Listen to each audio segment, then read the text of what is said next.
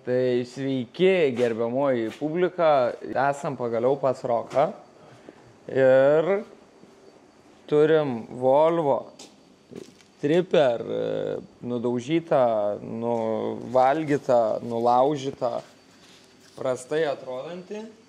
Tai dabar aš pakalbinsiu mūsų maestro. Sveiki, ponai. Tai Baudžiūnis pagaliau pribrendo daryti sportinę mašiną. Tai darysime mes normaliai elektrą visą, susidės jisai su Master M klasė kompą. Pakeisim praktiškai visą aprengimą variklio, nes Volvo dinozaurai niekas neveikia. Gerai, kad su purkštukus pasikeitė, nes ir tos būtų reikėję keisti. Ir jo, darysime sportinę mašiną, kuri turėtų laikyti daugiau negu vienus kopustėlius. Išskyrus kėbulo dalį.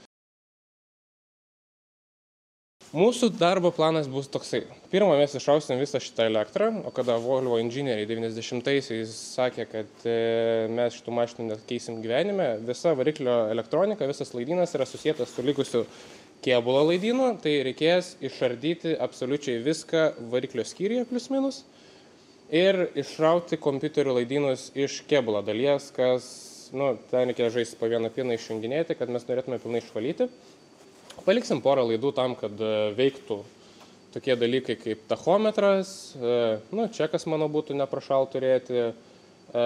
Ir viskas, kas liks iš originalaus laidyno, tai bus starterio signalas ir storieji laidai ir sensorius skirtas skydelio temperatūrai, kad matytumėm bent jau pieno riebumą, kada šilta šalta. Visa kita stovės nauja, su naujais davikliais, naujais laidais, padarysime naują visą saugiklinę, kad mašina būtų tvarkinga, kad jeigu kažkas neaišku, genda, tai žinom, kur ieškoti, o nedarome būrimų iš kavos tirščių. Sakai? Ar tikrai? Ar tikrai? Ne, kaip buvo techniškai tvarkingas kažkada tikrai automobilis, dabar nebėra techniškai tvarkingas.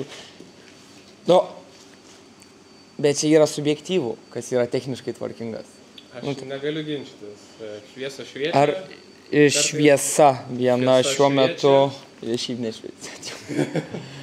Ne, šiaip jinai važiuoja. Įvažiavau į garažą savo chodu. Reikėjo prisikurti nuo šito. Nuo kumo. Ai, palauk, aš davai, žinai, ką padarysiu. Aš papasakosiu, ką aš esu pats pridirbęs šitoj mašinai. Aš tai irgi noriu išgirsti. Dėl ko mums reikia, dėl ko mes kreipiamės pas Roką. Nes Rokas šiaip užsiema mašinų pravodkių gamybą pragyvenimui. Ir tai daro labai preciziškai, dailiai, taip, gražiai, meniškai. O Baudžiūnis daro taip, kad veiktų laikinai, bet laikinai pasliek ilgam. Pavyzdžiui, čia yra babina VAG. Ir vaginės babinos fiškės aš kažkaip neradau. Tai čia yra po vieną, jau gerai įkibė, po vieną sukaiščiojau, cuk, ir veikia. Bet, kaip matom, gerai laikėsi. Tipo. Aš norėjau šito nežinoti. Ar tai yra chaltūra? Aš galvojau, kad ten buvo dar gamyklinė fiškė, kol neparodė savo kūrybos. Bet jų diametras, pats tas visiškai pinu. Negali sakyti, kad neveikia. Veikia. Tai vieną kartą buvo iškritęs minusas, bet tada šį suspaudžiu su repliam daugiau ir... Negali sakyti, kad neveikia, dar jeigu tiek vibracijos laikė, tai sakyčiau, kad beveik okei sprendimas. Tai va, daugiau, kas yra daryta mano. Čia, pavyzdžiui, laidas MAFO, dabar jis čia tarp radiko ir iš ten, nes aš kadangi kėbulas originaliai buvo ne turbo, tai anksčiau oro srautas būdavo toj pusėje, tai man reikėjo prasilginti laidus, tai čia esu ilginęs, čia su lempų laidus pasidaręs, bet čia dar žiūrėk, nėra labai baisiai blogai. Tikrai. Važiuok, palyginus, nes čia gaunasi tada plonas laidas ir viskas. O ten, pavyzdžiui, kai eina stokiniai laidai, tai tu gauni tokį. Big ass shit, su prijungta visokio šūdo reikia, nereikia. Tai aš tada vienoj pusėje tvarkiau, išsprendžiau, ir nebedadariau iki galo, kitoj pusėje. Šitie. Tada mes turim, pavyzdžiui, Pažiūrėjau, kad ant turbininių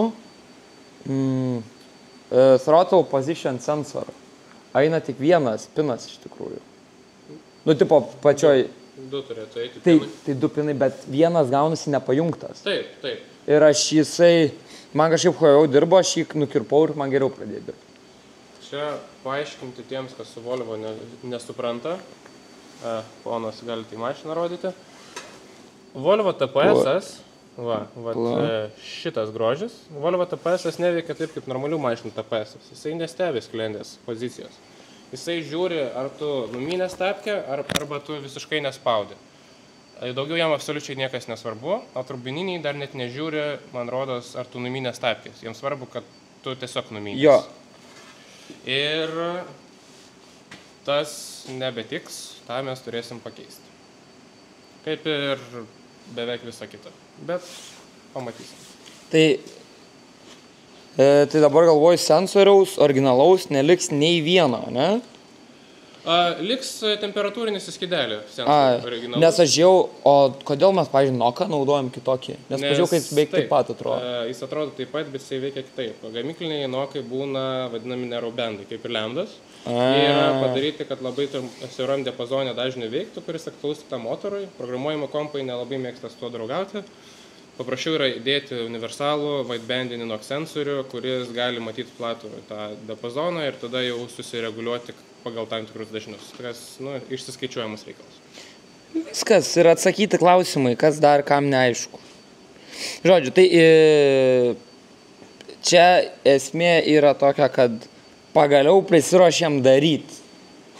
Tai neužilgą pradėsim daryti, o darysim, kaip išsiaiškinom, viską. Pradžiui viskas eina lauk ir tada ateina nauji laidukai.